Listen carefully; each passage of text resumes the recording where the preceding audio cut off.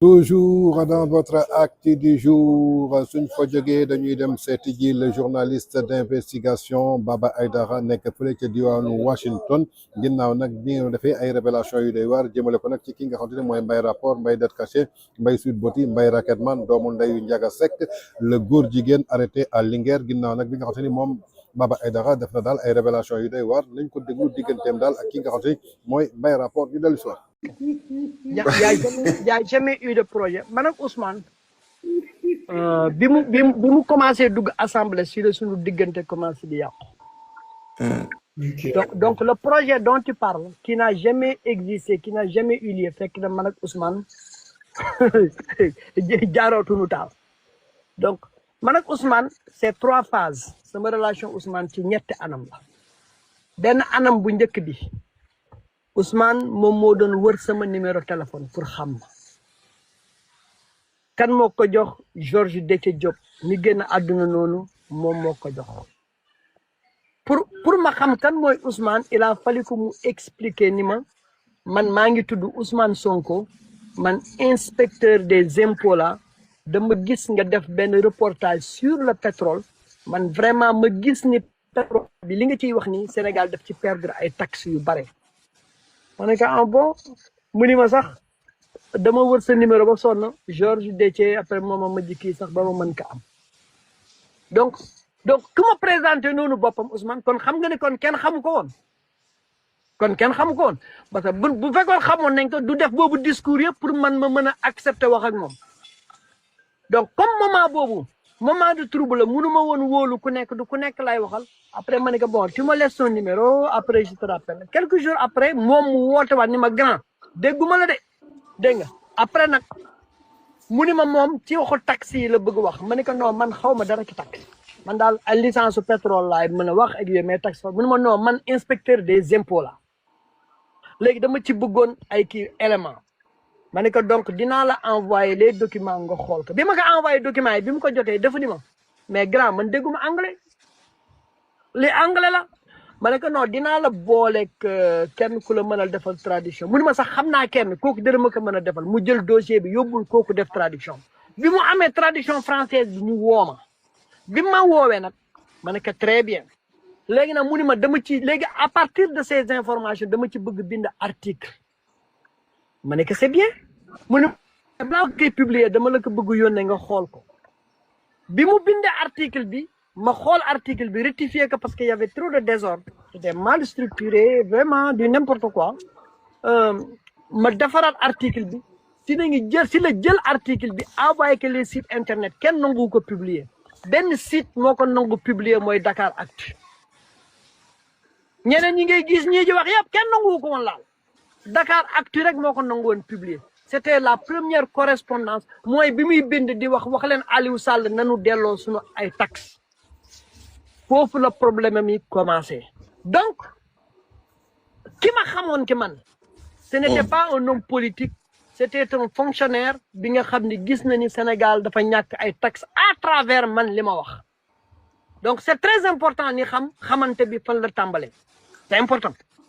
la deuxième phase bi mu demee nag ba nga xam ni gaañ attaqué nañ ko ndax kii woom boobu dañ koy affecté dañ koy suspendre dañ koy dàq et cetera ak yooyu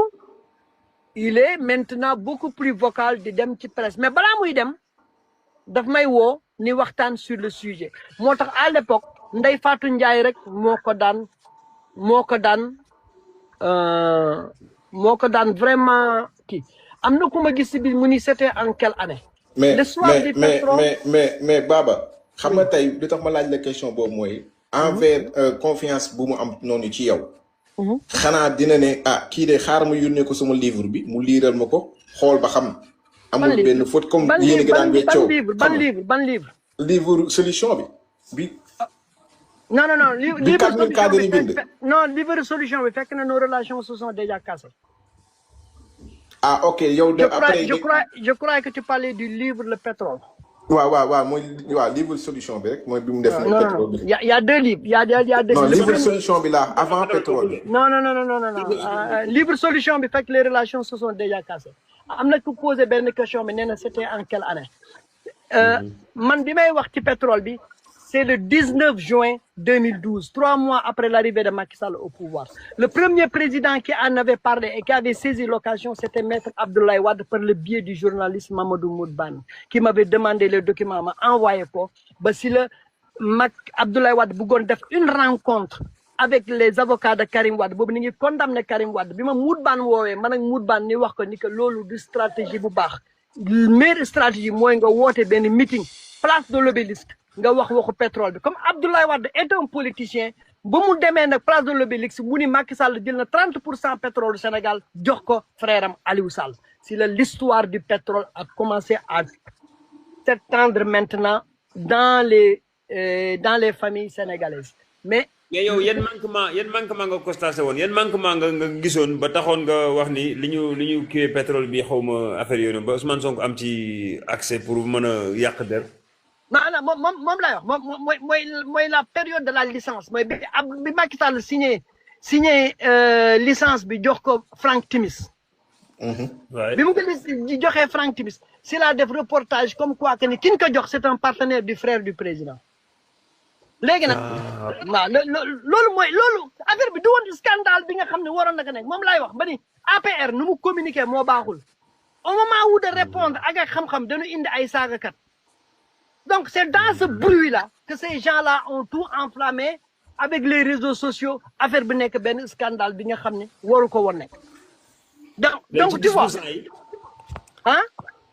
dire pour ça parce que ki la bind sax c'était quelle année moom bind na sax njëkk naa bind ci laa jëm ni donc moom Ousmane Sonko mu ngi commencé ñëw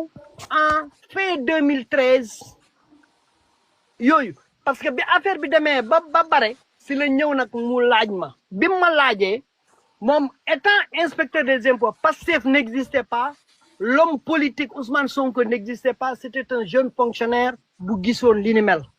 di wax lii may wax ni kon Sénégal war na ci am taxe. C'est là où on avait assisté l'entrée de Cosmos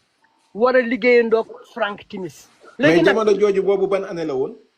En 2013 juste avant 2014. ok avant 2013. La création de Pastef. ok kon xam naa boobu bi muy jokkoo ak yow mi ngi jokkoo kii beneen journaliste bi nekk France laa te moom bañ ma jàmbal Diagne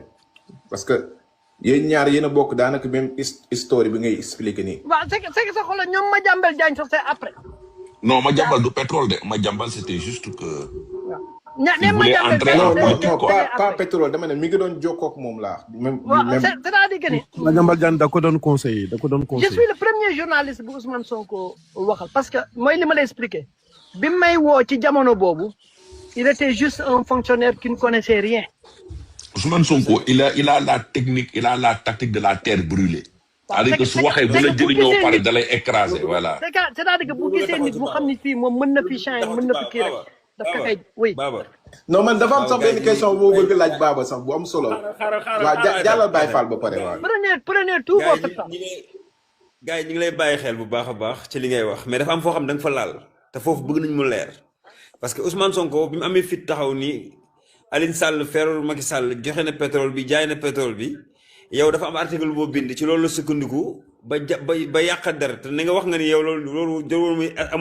amul scandale quoi mais su quoi waa APR ñoo ko topp ci gatsa bi. ok léegi yow yan article nga bindoon ci jamono jooju ba Ousmane Sonko sukkandiku ci ba nax Sénégalais yi ci 6 000 milliards ku nekk war nañu jox 400 000 francs CFA. 6 000 milliards voilà c'est-à-dire que xoolal. la moo mais Baye Fall yaa ngi mel ne ku nekk sama xel bi fi mu nekk nii loolu laa doon bëgg laaj. voilà léegi écoutez bien. lan moo nekkoon réaction am quoi moom. écoute bien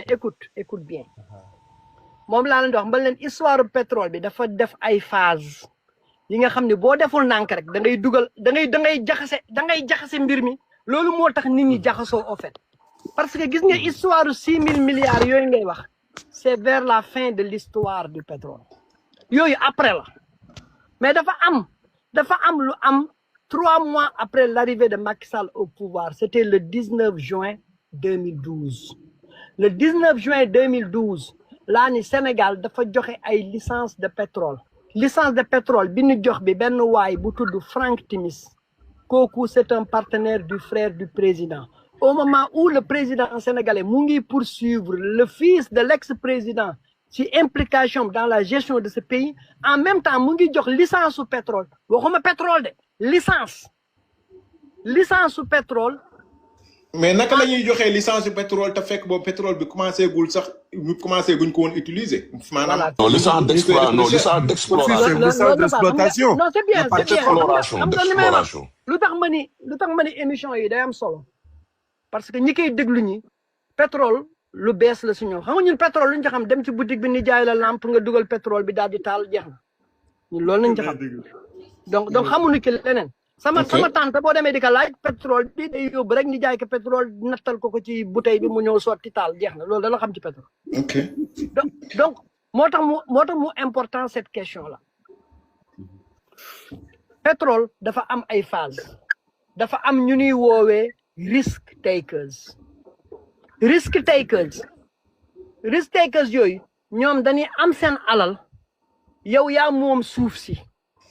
ñu ni la yow de sa suuf si de ñun mën nañu ñëw def ay recherche ay prospection seet ndigam am nga dara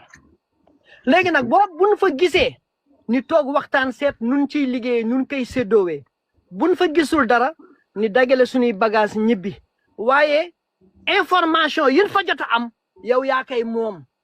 donc man Baba Aidara bu ma ñëwee may seet ndar pétrole gisuma ko xam nga jot naa am yenn information ba nu demee 200 mètres lii nañ fa gis bi nu demee 300 mètres lii nañ fa gis et cetera information yooyu Petrosen moo koy moom man damay perte sama alal bi ma fa defoon yëpp dem donc loolu mooy première phase du pétrole donc Frank Timis bi muy ñëw pétrole amul. ok amul pétrole amul. pétrole yaa ngi soogay wax waxu pétrole donc Ousmane Sonko jamono bi muy wax yëpp pétrole amul waxu licence lañ doon wax mais sénégalais yi ñoo transformé licence en pétrole alors que y avait pas de pétrole. mais kon bi Ousmane Sonko naan Alioune Sall jaay na pétrole bi 1600 milliards boobu fekk na amul. on parlait de licence mais pétrole yaa ngi ni yow pétrole kay bi Diomaye Faye ñëwee kay gis nga ci télé bi Birame Souleye indil ko benn barigo bu ndaw ni que lii mooy guddi yi njëkk a génn loolu kay ñëpp gis nañ. ok c'est que licence bi du ok pétrole léegi licence léegi man li ma bëgg xam mooy yow en tant que journaliste yow ndax Alioune Sall li Sonko ne jaay na pétrole bi 1600 milliards loolu am na wala amul. mais loolu man démentir naa ko loolu démentir naa ko. ok loolu bi ma ko démentir dafay tey bi mu ko waxee c'est-à-dire que xam nga fan laa njëkk a waxante Ousmane Sonko li ngay wax du noonu émission ak Ndeye Fatou bi mu demee ni gaa ñi ni ngi yab pétrole bi di ko yab di ko yóbbu ba Ndeye Fatou ni ko kon commencé na ngi di yóbbu pétrole bi léegi nag si la hésité mu ni ko ñun daal loolu moom mu ngi noonu waxam boobu leerul foofu laa ko woowee ni ko ma ne ko sëñ bi bàyyi looyu ngay wax sëñ bi sax laa ko wax ma ne ko booy wax yooyu borom xam-xam yi buñ la déggoo dootuñu la jël au sérieux mu ni ma moo tax déglu woo ma sànq moo tax si non sénégalais yi da ngay zëmbale rek. ok yow léegi bi mu defee loolu war nga xalaat ni en tant que journaliste lii danger la ci réew mi war nga génn sax nga défier ko defoon nga ko jamono jooju. écoute man maay le journaliste le plus insulté par les gens de Pastef. ok man maay le journal boo gisee saaga journal yu ñuy saaga yëpp ñoom ma jàmbel après la man maay journaliste bu ñu njëkkee woowee de tous les noms d'oiseaux parce que man xaw ma Ousmane. bëggoon participer aussi ñu ngi leen di nuyu Baye Fall Baye yaa ngi may dégg. waaw. ñu ngi leen di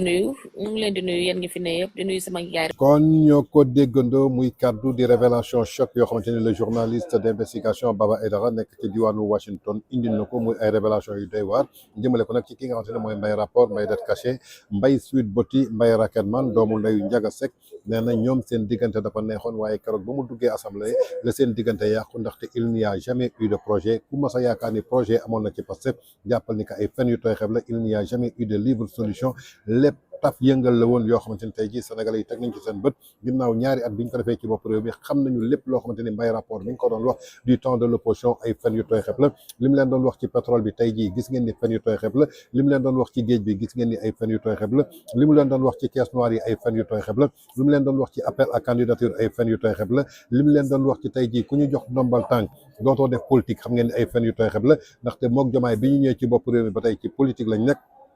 kon yaakaar naa ni lépp loo xamante ni moom digoon na ko ndaw ñi kenn dootul jël gaal di dem xam ngeen ni ay fen yu tooy xeb la li mu digoon marchand ambulant yi ay fen yu tooy xeb la kon gisuñu dara loo xamante ni waxoon na ko du temps de l'opposition yàlla teg ko ci bopp réewu Sénégal ba muy ñaareet mu dëggal ci benn bi kon jàpp nañu ko Mbaye Rapport ci ay fen yu tooy xeb la bëggoon yoree Sénégal fen yooyu nag moom bujj feeñ ginnaaw nag doon na ay révélation yu doy waar yoo xamante ni moom Ba Aïdara di la journaliste d'investigation daal dina koy def ci rapport bi nga xamante ni moo doxoon ci digganteem ak ki nga xamante ni mooy Mbaye Rapport Mbaye det caché doomu ndeyu Adja Ndiaga Seck